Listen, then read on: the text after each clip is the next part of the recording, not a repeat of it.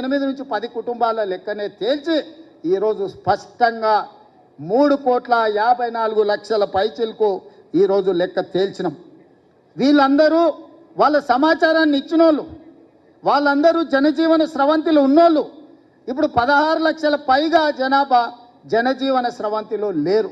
అందులో ముందు వరుసలో చంద్రశేఖరరావు, ఆ తర్వాత తారక రామారావు, ఆ తర్వాత హరీష్ రావు, ఆ తర్వాత పోచంపల్లి నిన్న మొన్న గ్యాంబ్లింగ్ చేసిన పోచంపల్లి శ్రీనివాసరెడ్డి, గ్యాంబ్లర్స్ అందరూ అందులోనే ఉన్నారు. ఈ గ్యాంబ్లర్స్కి ఇష్టం లేదు. ఎందుకంటే వాళ్ళ లెక్క తెలుస్తుంది.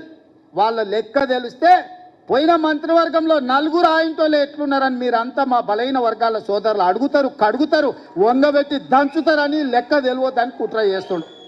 ఇక మా దాంట్లో మా అమాయక సోదరులు 75 ఏళ్ళ తర్వాత ఒక లెక్క పక్కాగా మనం చేస్తే దాన్ని అర్థం చేసుకోకుండా ఈ లెక్క తప్పు అని అంటారు. ఈ లెక్క తప్పు అంటే మళ్ళీ మొదటికి వస్తుంది. అంటే ఇక మీ జీవితంలో ఈ లెక్క రావద్దని చంద్రశేఖరరావు ఏదైతే కుట్ర చేస్తుండో మీరు కూడా తెలియకుండానే ఆ కుట్రకు సహకరిస్తారు.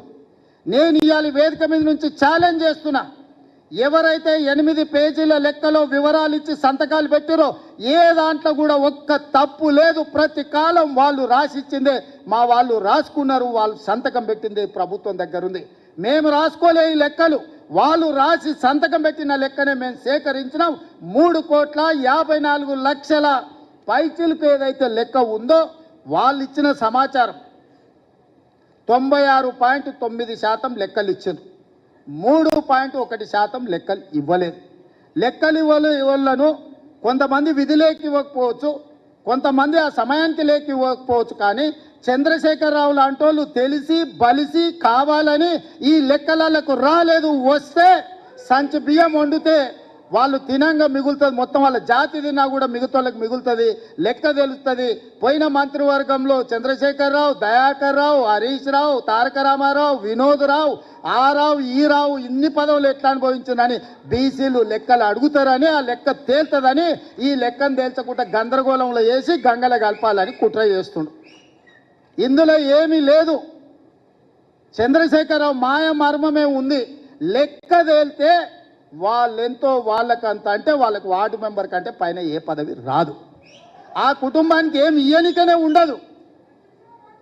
ఇవాళ రేవంత్ రెడ్డి నువ్వు కూడా రెడ్డి ఉండొచ్చు. అప్పుడప్పుడు ఒక ఆయన అంటుంటాడు ఈయననే ఆఖరి, ఈయననే చివరి, ఈయననే మొదటని.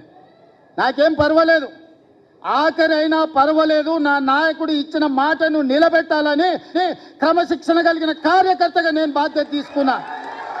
ఇది నా నిబద్ధత. నేను ఈ లెక్క నా కోసం చేయలే, నా పదవి కోసం చేయలే. నా నాయకుడు ఇచ్చిన మాట నిలబెడితేనే నేను క్రమశిక్షణ కలిగిన కాంగ్రెస్ కార్యకర్తను అవుతా. నేను క్రమశిక్షణ కలిగిన ముఖ్యమంత్రిగా ఈరోజు బాధ్యత తీసుకున్నా. ముఖ్యమంత్రిగా ఈరోజు కులగణన చేసిన అంటే ఏ త్యాగానికైనా సిద్ధమయ్యే ఈరోజు ఈ లెక్కలు పక్కాగా తేల్చిన ఈ లెక్కలలో తప్పు తేల్చాలంటే 5% లోపల మా వాళ్ళని ఎందుకు చూపిస్తా, 50% పైగా బీసీలను ఎందుకు చూపిస్తానా, మమ్మల్ని కూడా 15-20% లెక్కలు చూపిస్తుంటే దొంగ లెక్కలే రాయ మొదలు పెడితే ఇట్లెందుకు రాస్తాము? సంఘానికి అధ్యక్షుడిగా ఉన్నది ఉత్తమ్ కుమార్ రెడ్డి గారు. వాళ్ళు దేశ్ముఖ్ల కుటుంబం, 1000 ఎకరాల భూములు ఉన్నోళ్ళు. ఈరోజు ఇందులో ఉన్న దామన్న 2వ తరం నాయకుడు. మేమందరం కూడా నాయకుడిచ్చిన మాటకు కట్టుబడి మొదటి సంవత్సరంలోనే ఇది చేసినాం. ఏ రాష్ట్రంలో అయినా ఎవరైనా చేసినా మీరు ఆలోచన చేయండి సోదరులారా.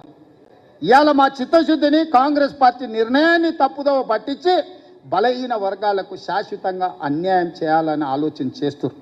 కొన్ని సంఘాలు వచ్చినాయి, కొంతమంది విజ్ఞప్తి చేసిండ్రు, అన్న దీంట్లో ఇంకా కొంచెం సరిదిద్దండి, దీంట్లో కొంత సమాచారాన్ని మనం నిజంగా చేయాలనుకున్నాం. కాబట్టి 2వ విడత కూడా జనజీవన స్రవంతిలో కలవని వాళ్ళకు కూడా జనజీవన స్రవంతిలో కలవడానికి 2వ విడత కూడా మళ్ళీ అవకాశం ఇచ్చినాము. ఇది మా ప్రభుత్వం యొక్క చిత్తశుద్ధి. మీడియా మిత్రులు, బలైన వర్గాల సంఘాలు, మా సోదరులు అర్థం చేసుకోవాలి. ఈరోజు దీన్ని తప్పు పడితే శాశ్వతంగా మీరు నష్టపోతారు. మిమ్మల్ని నష్టపరచాలి అని ఒక పక్కన మోడీ, ఇంకొక పక్కన కేడీ ఇద్దరు ప్రయత్నం చేస్తున్నారు. రాష్ట్ర ప్రభుత్వం చెప్పిన లెక్క ప్రకారం తెలంగాణ రాష్ట్రంలో బీసీలం ఎంతమంది ఉన్నాం? 2 కోట్ల మంది ఉన్నాం. తెలంగాణ రాష్ట్రంలో బీసీలం 2 కోట్ల మంది ఉన్నాం. నెలకు 5,000 ఖర్చు పెట్టేటువంటి సామర్థ్యం ఉన్నటువంటి ప్రజలము మనము. అంటే నెలకు 10,000 కోట్ల రూపాయలు ఈ బీసీలు ఖర్చు పెట్టగలిగినటువంటి శక్తి ఉన్నటువంటి వాళ్ళు.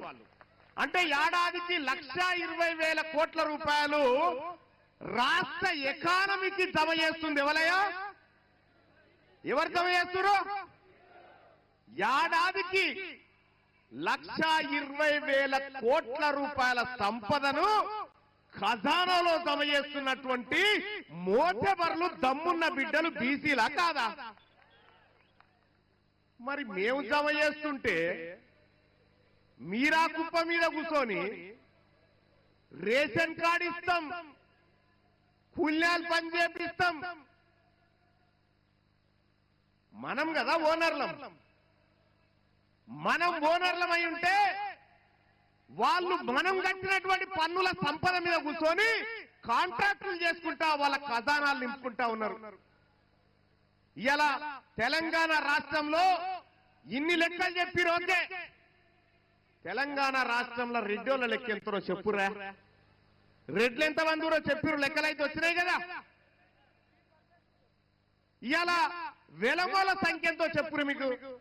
మీకు దమ్ముంటే ఈ 2 పేపర్లలో హెడ్లైన్ రాయించి మీరు తిరుగురు చూద్దాం.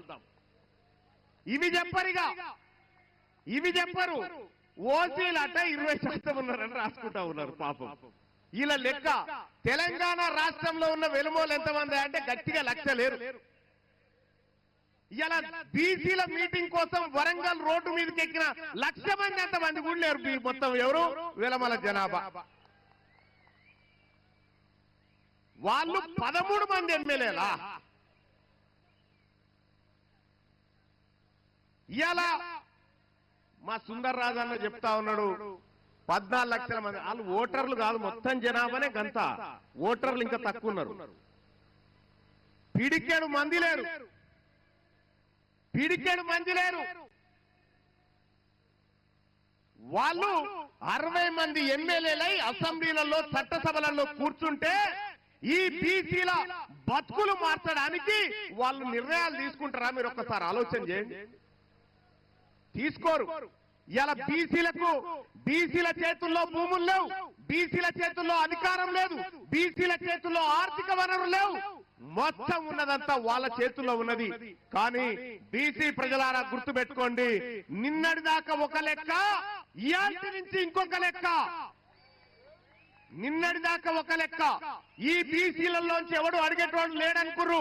ఈ బీసీలకు ఇట్లనే 4 రోజులు ఉద్యమాలు చేసిపోతారనుకున్నారు. కానీ గుర్తు పెట్టుకోండి, ఇవాళ బీసీ సమాజానికి, తెలంగాణ రాష్ట్ర బీసీ ప్రజలకు మీ బిడ్డ టీన్మార్ మల్లన్న ఖడ్గం పట్టుకొని ఉన్నాడు. ఒక్క అనా పైసా పోయినా ఊరుకునేటువంటి ప్రసక్తే లేదు. చూడలే మొన్న చట్టసభలో చూడలే, నేను అధికార పార్టీలో ఉండి కూడా మొన్న ఇప్పుడే చెప్పిన 1,20,000 కోట్ల రూపాయలు మనం జమ చేస్తున్నామని. నేను మొన్న మండల్లో మాట్లాడినా, ఎంత ఇస్తున్నారా బడ్జెట్ల బీసీల కంటే 9,000 కోట్లు. 1,20,000 కోట్లు తీసుకొని 9,000 కోట్ల రూపాయలు మనకిస్తారట. అంటే ఎవరి సొమ్ముతో ఎవరు బతుకున్నానా? ఎవరి సొమ్ముతో ఎవరు బతుకుడు?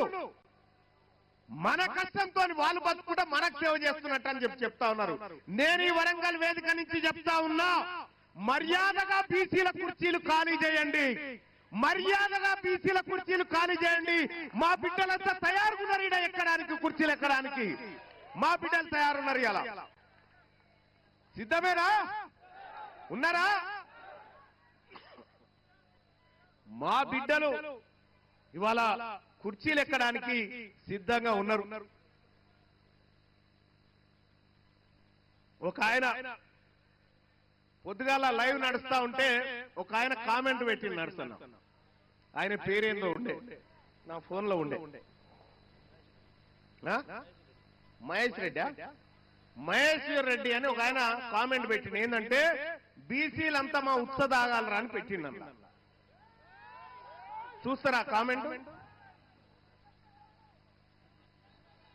ఇక చూడ్రి, బీసీలంతానట రెడ్ల ఉత్సదాగాల, మా ఉత్సదాగాలరా అని చెప్పి అలా కామెంట్ పెడతా ఉంటే, ఇంకా ఏం సోపది మీకు మాకు? జరా ఈ కెమెరా ఏదైతే ఉందో ఇది జూమ్ చేయండి వాయిస్ ఈ లైవ్ స్క్రీన్ల మీద కనిపించేటువంటి కెమెరా ఇక చూడండి. మహేష్ రెడ్డి అట బీసీలు ఎప్పుడు మా ఉత్స తాగాల్సిందే అని చెప్పి బీసీల మట వాళ్ళ ఉత్స తాగన్నట. ఎవనుత్స ఎవడు తాగితే ఇలా 1,20,00,000 రూపాయలు మా సొమ్ము 1,20,000 కోట్ల రూపాయలు మా సొమ్ము మీరు తాగుకుంటా మా బీసీల ఉత్స మీరు తాగుకుంటా మమ్మల్ని ఉత్స తాగమంటారా దొంగ నా కొడుకులారా? మా సొమ్ము కదా ఇది, మా సొమ్ము తాగుకుంటా మమ్మల్ని బీసీలకు ఎలా అధికారం మేమంటే ఒక ఆయన అంటాడు మీరేమన్నా చేసుకోరు కానీ రాజకీయాలు చేయొద్దట. బరాబర్ రాజకీయాలే చేస్తాం.